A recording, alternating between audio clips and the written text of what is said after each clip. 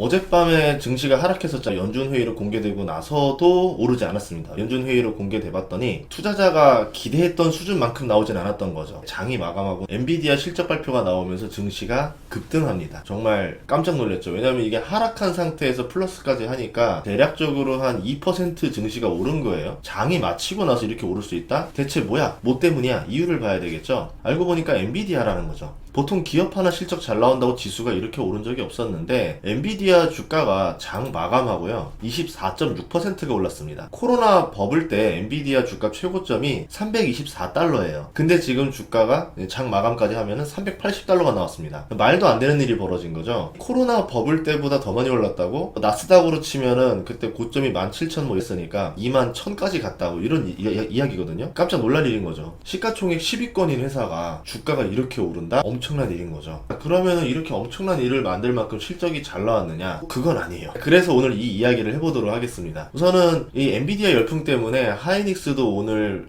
장 초에 6% 가까이 올랐었거든요. 엔비디아의 친구 AMD도 오늘 애프터 장에서 8%가 넘게 오르는 모습을 보여줍니다. 그러니까 엔비디아 열풍으로 인해서 지금 반도체 주식들이 신이 난 상태죠. 그 엔비디아 실적 발표는 어떤 수준이냐? 단순하게 보면은 그냥 매출이 10% 늘었네. 주당 이익이 예상치보다 10% 잘 나왔네. 그냥 10%니까 주가도 10% 정도여야 되는 거 아니냐 이렇게 볼 수 있잖아요. 근데 그렇지가 않습니다. 그러니까 반도체가 쥐약이어야 되는 그 분기마다 어닝 서프라이즈를 띄웠다라는 점이 대단하고 저번 분기 같은 경우는 어닝보다 조금 더 잘 나왔죠. 그런데도 불구하고 예상 외였던 거예요. 반도체면은 어닝 쇼크가 나와야 되는데 어닝보다 잘 나왔네 이러면서 주가가 올랐고 그 당시 AI 열풍이 불면서 이제 기대감이 나오면서 주가가 올랐죠. 그때 젠스랑이 이런 말 했었거든요. 좋을 거다. 되게 돈 잘 벌리고 주문 잘 들어왔고 잘 될 거야 라고 실적 발표할 때 이렇게 얘기를 해줬었어요. 그런가 보다 했었습니다.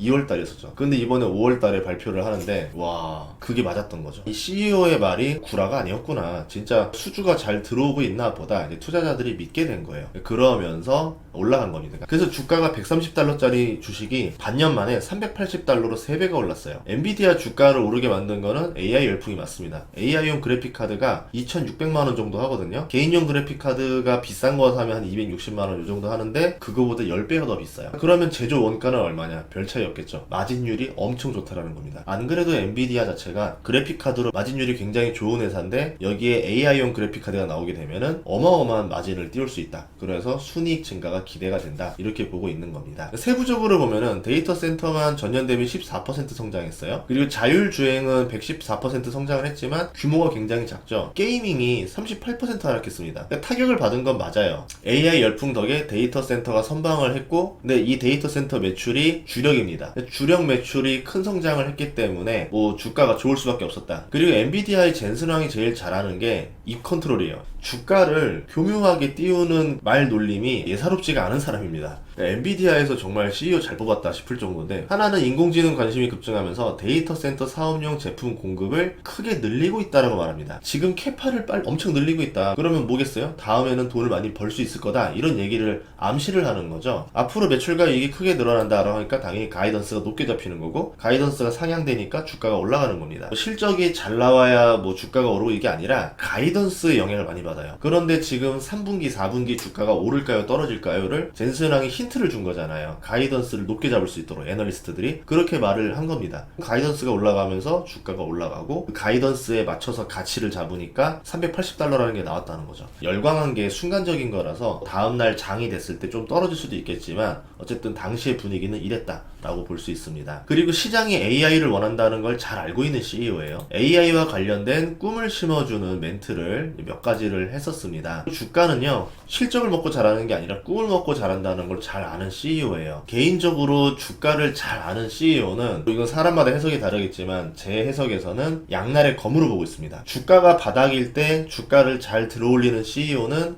좋은 CEO 될 수 있겠지만 주가가 높을 때 이 CEO의 멘트로 주가가 올랐다라고 하면 리스크도 존재를 하는 거죠.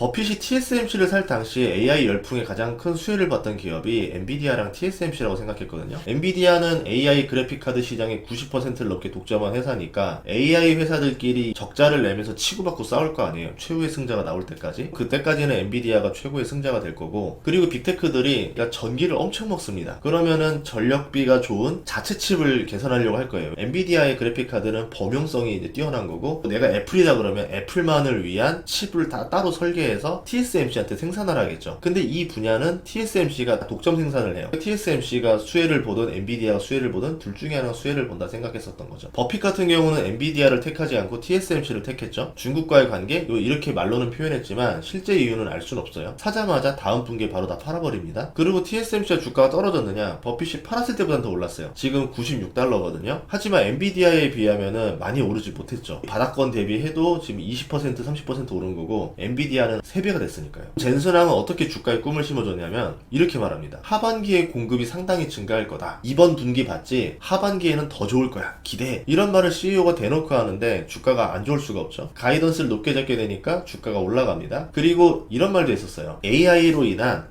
10년 호황 사이클의 초기에 들어섰다. 앞으로 10년간 돈 엄청 쓸어 담을 거다. 지금은 비싸 보여도 앞으로는 이게 싼 가격일 수도 있다라는 포모까지 완벽하게 심어줘요. 심리적으로 볼 때 주가를 띄우는 멘트를 좀 했습니다. 자신감일 수도 있고 애초에 주가가 띄우는데 능한 CEO일 수도 있다라는 거죠. 이게 AI와 관련된 기업들로 주가 상승 기운이 퍼져나갈 거라 생각을 해요. 그래서 지금 엔비디아를 산다기보다는 엔비디아의 이 파급 효과에 수혜를 많이 볼 수 있는 기업들도 찾아보시면 좋겠죠. 데이터 센터와 연관된 반도체 회사들, 아니면 다른 AI 회사들, AI를 적용했을 때 혁신이 일어나는 기업들, 이렇게 2단계 버블이 나올 수도 있지 않을까 생각을 합니다. 그렇게 되면 주가가 버블이라 생각해서 공매도 쳤던 세력들은 굉장히 두렵겠죠. 어느 정도 포지션 정리를 해야 될 거고, 이걸로 인해서 숏 커버링이 나올 수도 있다라고 보고 있습니다. 물론 주가가 급등한 회사는 투자를 항상 조심해야 되거든요. 잡주를 싸게 사는 것보다 급등한 주식을 사는 게 더 무서운 일이에요. 물론 2배 오른 주식이 10배 오르는 경우도 있고 20배 오르는 경우도 종종 있긴 합니다. 하지만 그 소수의 사례 때문에 많이 오른 주식을 손대는 거는 위험한 투자는 맞긴 맞아요. 이런 타이밍에서 우리가 해야 될 거는요, 늦었지만 엔비디아가 어떤 사업을 하고 어떻게 돈을 버는지 공부를 하는 거예요. 보유자라고 해도 이런 타이밍에는 돈의 흐름을 다시 확인해 볼 필요가 있습니다. 어떤 사업을 하는구나,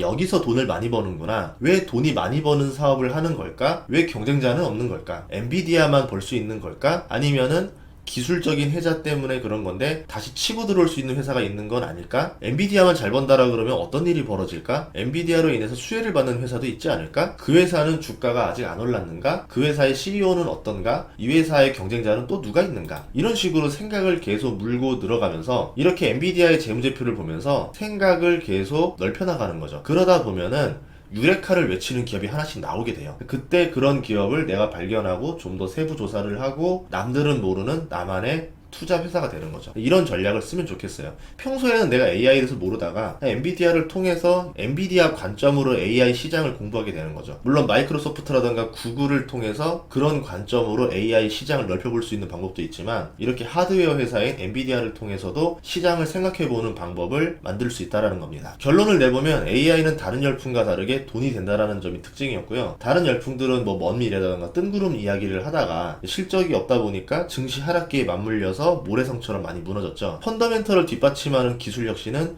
큰 영향력을 주고 주가 하락기에 버티는 힘도 줍니다. 반도체가 그랬었고요. 스마트폰이 그랬고 전기차, 배터리가 그랬죠. 의심하는 거는 투자자로서는 좋은 행동이에요. 맞아요. 그런데 알아보지도 않고 의심하는 거는 돈을 잃는 99% 투자자의 행동입니다. 여러분들은 공부하는 투자자가 되길 바라겠습니다. 다음 시간에도 좋은 정보로 찾아뵙겠습니다. 구독과 좋아요, 알림 설정 부탁드릴게요. 고맙습니다.